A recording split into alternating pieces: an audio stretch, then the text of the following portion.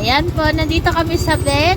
Masayang-masaya po kami kasi normal na po yung resulta ni Barako sa kanyang creatinine. Ayan po, thank you po sa lahat po ng tumulong sa amin, sa nagdasal po, salamat po. At ayan si Papa Pai na nang nagdadrive. Ang lolo nila ayun, nabili ng fishbowl. Ayan po si Barako. Ayan. Ayun yung kanilang lolo, nasa fishbowlan. Ayan. Ayun ang lolo nila, nagmimerienda. Ayan po yung Hamil Veterinary Clinic. Ayan naman po si Lips. Si Cherry, si Goku, ayan sila. At ayan ang kanilang Papa Pai na.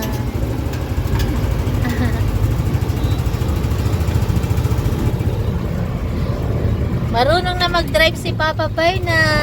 Maraming salamat po Sir JR sa binigay niyo po na tricycle sa amin. Kundi po dahil sa inyo wala po kami pang service kay Nabarako. Kaya po maraming salamat po sa Sir JR.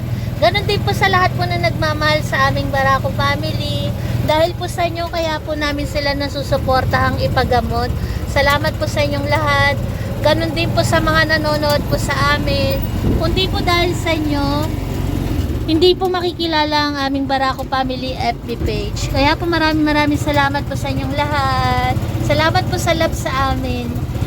Happy New Year po sa ating lahat. Masasabi ko po ngayon na masaya po yung magiging Pasko namin.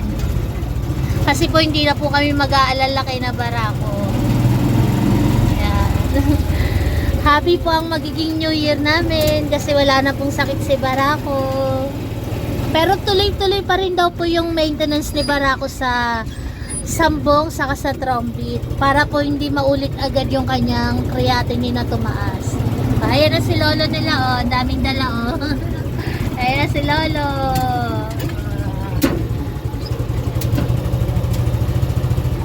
Ayan na, nakapag-drive na si Papa Fernan. Ayan po sila. Babe lang po si Goku. Kahit wala silang tala, hindi po sila malikot.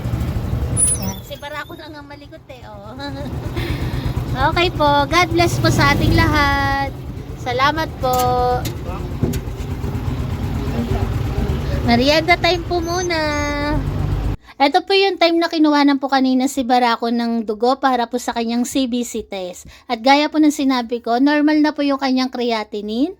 At ngayon po susubukan po daw na 2 weeks na hindi na siya magsasubcu kung mananatili pong normal yung kanyang creatinine. Kaya hopefully po and praying na sana po maging normal na po talaga si Barako. Sobrang happy po namin dalawa ni Fernan kasi po hindi na po kami nag-aalala na wala po yung pangamba namin kay Barako.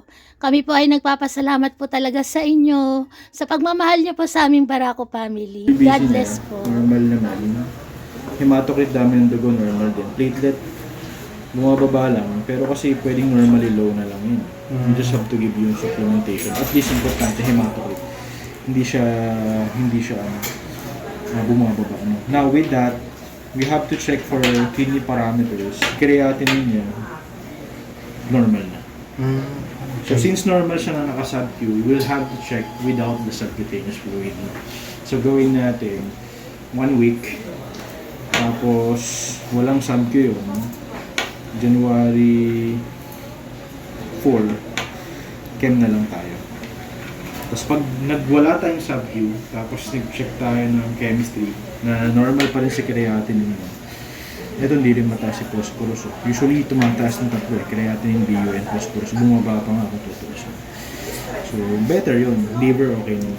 So, what we have to do without the subcutaneous fluid therapy, 28 tayo. Okay? I hope naman that's acute kidney injury lang. Sabihin, hindi pa talaga mag-maintenance. Pero, we'll have to see if namamanage siya kasi nakasubq siya. So, pag kamari nakita natin na tinatanggal mo sa subq, tumataas, kailangan mo na i-maintenance na kasi. Okay? Okay po, thank you. So, wala subq muna. Sige Tapos po. balik na lang sa January. Okay, thank you po.